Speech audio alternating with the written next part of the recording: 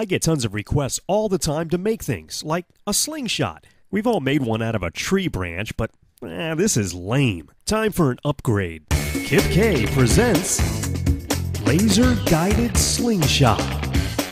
The crossbar of our slingshot will be made out of 3/4-inch aluminum square tube. Now, don't worry because there'll be detailed instructions on kipk.com on how to build this thing. I'm going to make a couple of marks a 1/2 inch from each end of this aluminum tube, and then one in the center using my Sharpie, and then out to the garage where I'm going to drill a hole in all 3 spots, all the way through. We're also going to need a couple of machine bolts. These are about 6 inches long, and they're going to go through the end holes, and we're going to add a lock washer and a nut to each of these bolts. Be sure to tighten your nuts up good with a wrench.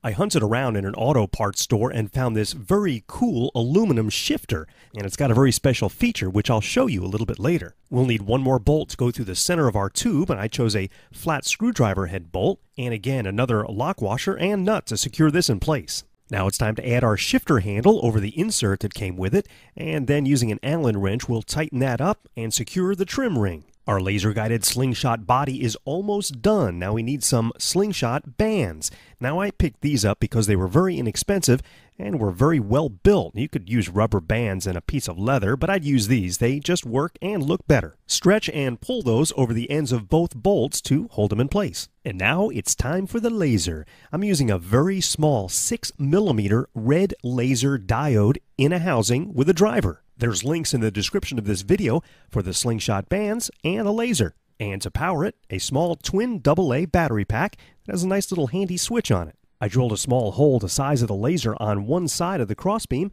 and then a smaller hole on the other side for the wires. I secured the laser in place with a little epoxy from the inside. Then I trimmed and hooked up the wires to the battery pack, which was velcroed to the crossbeam. Now it's time to test it out. Well, I didn't have any slingshot ammo. All I had were BBs, and these are way too small to use.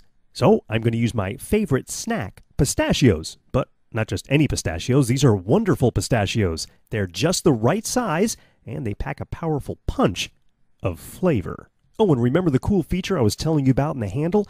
It has a secret compartment. The bottom unscrews, and it gives you space to put your ammo.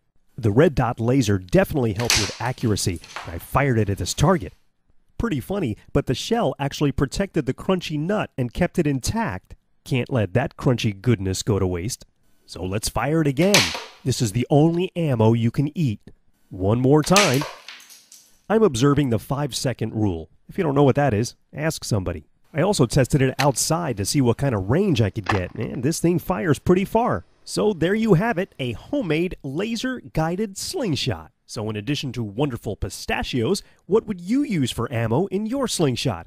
Get creative and leave a comment telling us. Now get cracking and make a laser-guided slingshot for yourself. Thanks for watching. We'll see you next time.